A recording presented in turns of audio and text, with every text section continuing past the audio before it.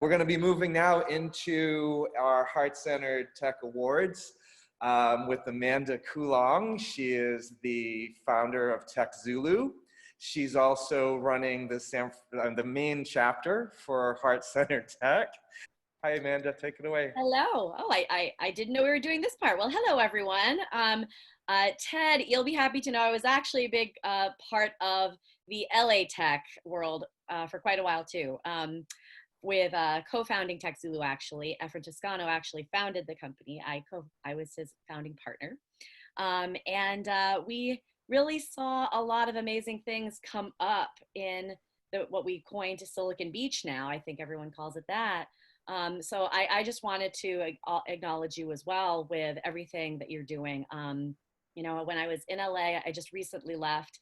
I was also on the Lincoln Heights Neighborhood Council.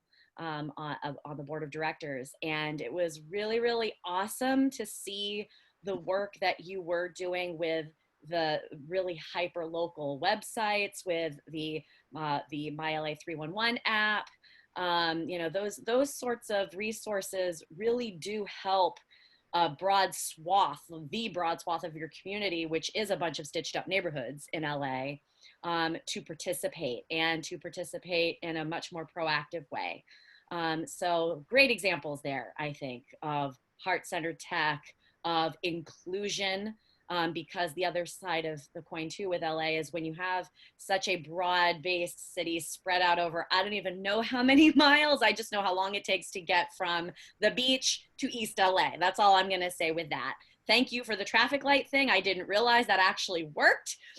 So yay for bringing those numbers down. But yeah, you've got so many diverse neighborhoods and income levels, and it's not just demographics, it's also psychographics, and that's a behemoth to deal with, especially on the tech side. So hats off to you. You know, I'm currently in Maine. I fled LA for a little while. I may be back, I may not, we shall see. I'm back in Maine at my old 200-year-old farmhouse. And thank goodness we have tech to keep me connected to all of you. I'm seeing a lot of the heart-centered focus of things coming into play for myself here. Because as we'll see tomorrow on my panel, I'll give that a quick shout out for tomorrow afternoon. I'm going to be speaking with some of the women of the community here with Heart-Centered Tech. We're going to be talking about the embodiment of leadership and whatnot when it comes to Heart-Centered Tech, and the fact that we have to think beyond technology itself. So Ted, you also spoke to that as well. This is about the humanity, the human piece of all of this, and how do we stay connected to one another in a way that really matters. And speaking of connection and matters, Yeah. we've got a few more people on board here. Howard Leonhardt from Leonhardt Ventures, and Howard had been part of the original launch of Silicon Beach, and as well as Heart-Centered Tech. One of the most amazing heart-centered tech people I've ever met, as he actually has the stem cell patent to grow your heart valve back. And that's how Heart-Centered Tech started, with giving Howard this award. And it's been passed on peer-to-peer. And today's award show started with Howard. It went to Alon Goren. Alon went to Ted Ross. Ted Ross went to Thomas Phelps. He nominated McKenzie. Cindy nominated Nadya Ichinomiya. Hope I got that last name right, Nadya. You're gonna just give you a little shout out there. And Nadya went to Sharon, I believe. Yes. And back to Howard here. So Howard, why don't you give us a little moment of our beginning days with Heart-Centered Tech, and this is a lineage all the way to Sharon Plunkett, who's getting the award today for her work teaching children at St. Joseph's how to code and do different things with technology. So why don't you take it away, Howard, and tell us a little bit about how it went, and we'll do about 3-4 minutes each, and pass the award along to the next award recipient that kind of got it in order until we get to Sharon. and then that'll be how the award ceremony goes today. How's that sound, Howard?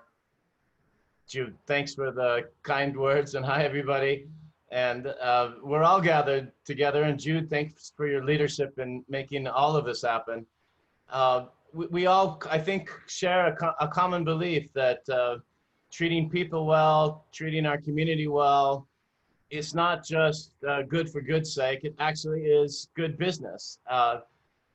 Having a sense of purpose in your business or your technology allows people to be jazzed and excited to work with it, and treating people well in your company as well as vendors and your community, including keeping your community free of pollution and sometimes violence.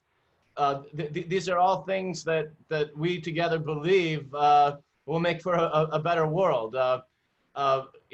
Jude and I often talked about the other model that we encounter, where it's just all about money, and brutally all about money, and they'll pollute their community, they'll treat their people bad, they'll cut health care, they'll cut learning opportunities, they'll treat people badly, and maybe in the short run, a leader like that might make a little bit more profit 1 quarter or 2 quarters, but our position is that kind of leadership is not sustainable. And heart-centered leadership that Jude and I think everybody on this call believes in is really about doing things in a more humane way, and I'm just so proud to be associated with it.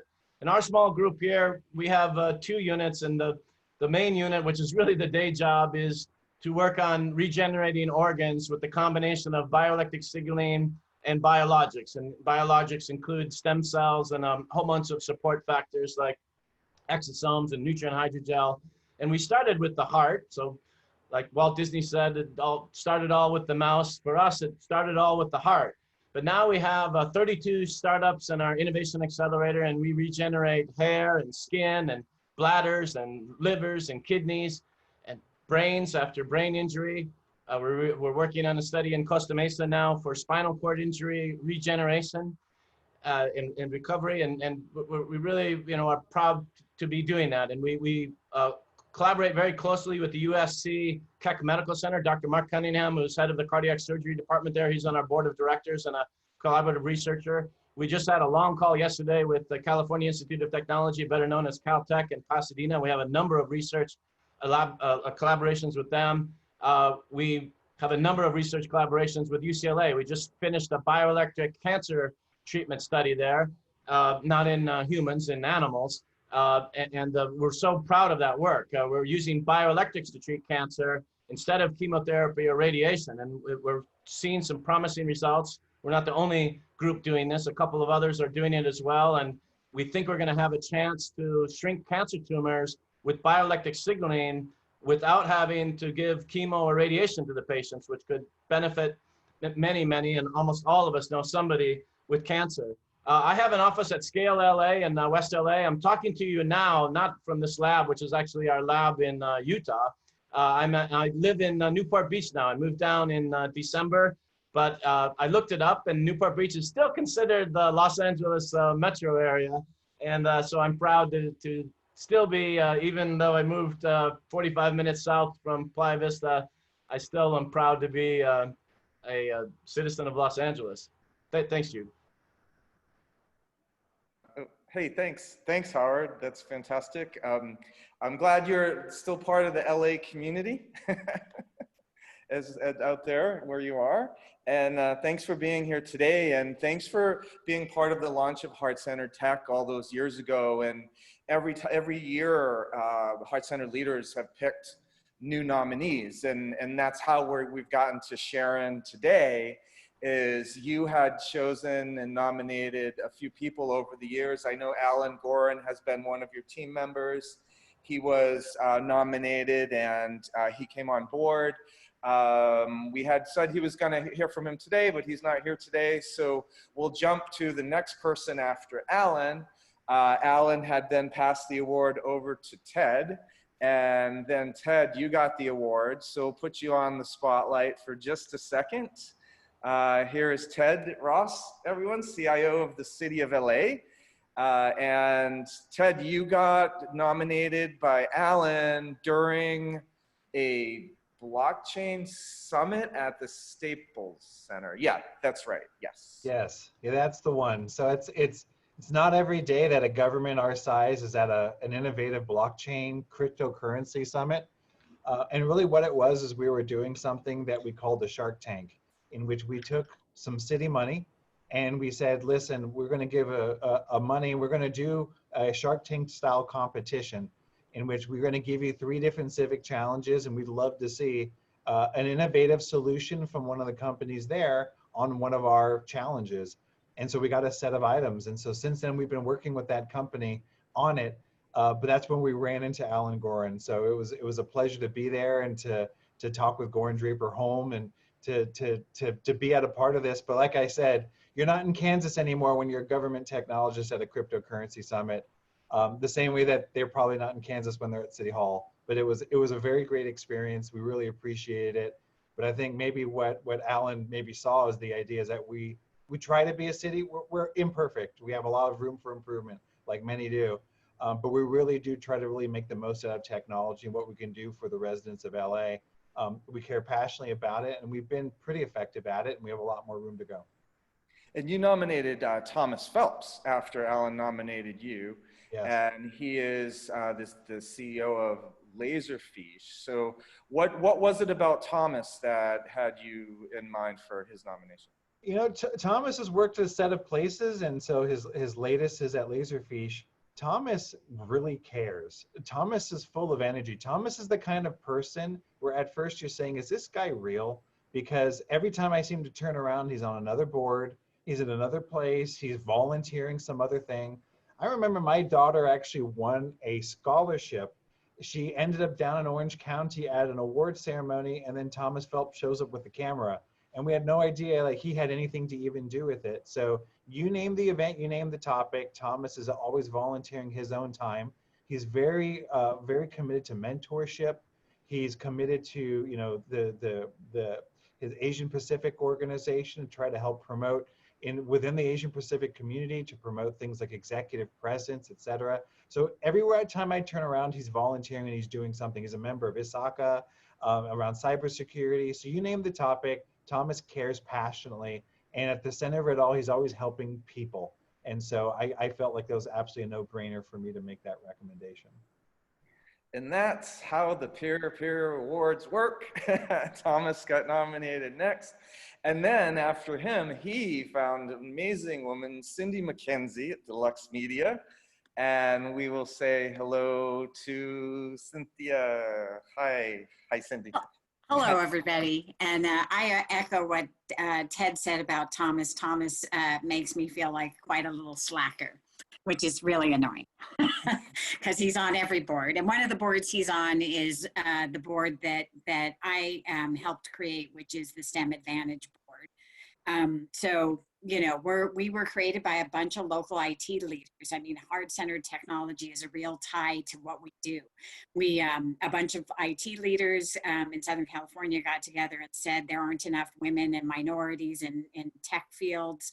And we said, what can we do about it? And we created a nonprofit 8 years ago, really trying to get women and minorities into science, technology, engineering, and math.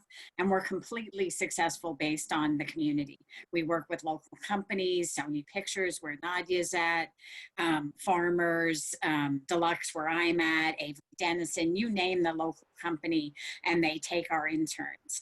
And then, you know, it ends up being a huge win-win model because the companies get these great, dedicated, loyal students. Our companies who work with us have worked with us for years and love our students. And then, you know, on the same time, they're changing people's lives. And what we've seen, the difference it makes to our students is just amazing. So, you know, it just goes to show, it just takes what can I do? And you can really make a difference. I'm very proud of what we've done. And I think it's amazing what can be done in the community. And I love heart-centered tech. I mean, through this, I've met a bunch of great people, Sharon being one of them that I hadn't met before, who's doing something that's, you know, equally or better, right? And we can all learn from each other in the community. And I love that we're brought together to hear each other's stories. And heart-centered tech people, like this is, everyone is doing amazing. It's like its own filter. It just calls these people in, and even though you don't know people in the lineage or in the chain, you just know you like them all. So that's the part about the heart-centered leadership that it's magic. It's magic. It's absolute magic. Yeah, thank you so much, Cindy. And of course, Nadya, you came in next, and you got your award. And tell us how you doing. Yeah, so one of the groups that I founded co-founded 6 years ago, with a bunch of women from various studios, everything from Sony to Warner's to NBC, Disney, Miramax, all the studios, Amazon, Lionsgate. We founded this group called Women in Tech Hollywood 6 years ago, and Cindy is an active member of that community. And one of the 5 groups we support, community groups, is STEM Advantage, and we love bringing STEM Advantage interns into Sony Pictures. And as Cindy said, it's a win-win-win, because the intern wins and Sony Pictures wins. So it's really great. So one of the besides STEM Advantage, we also started working with a group called Code Talk out of Venice Beach, which Sharon is program director for. We also work with 3 other charities, which is Pep Up Tech, which works with getting people of color into the Salesforce ecosystem, you know, junior level people. And then also DIY Girls, which is at the high school kind of demographic, underserved community, and also the STEAM Coders, which is also in the high school community. And in fact, actually next Wednesday, we're going to have a panel with Cindy and Sharon at the Women in Tech SoCal Women's Summit. So I hope you can join us for that, because we'll be talking to all 5 of our Women in Tech Hollywood charities. So you'll learn more there. But I wanted to talk a little bit about Sharon and why I nominated her for this award. So I had been friends with Sharon for a bit, but I really didn't know what exactly she did. I knew she was in tech, and I knew she had a software engineering degree. But when she told me about Code Talk, I was just staggered that something like this existed. And I was just, you know, like, oh my gosh, wow, this is crazy. So what Code Talk does is it's a 15 or 16 week fully funded coding boot camp. It's free, and it's for low income women. So these might be homeless women, formerly homeless women, or low income women that are between jobs and want to kind of pivot their lives. So it might be someone who is in the medical tech community, or flight attendant, or working as a caregiver.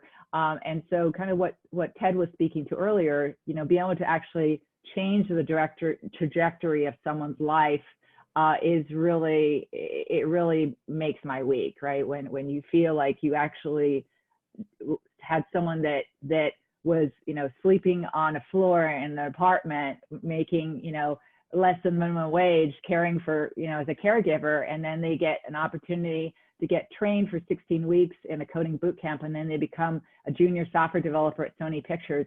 That is a life-changing moment. And you know, I think what Code Talk does so well is that there's like this kind of overarching complaint in the tech community.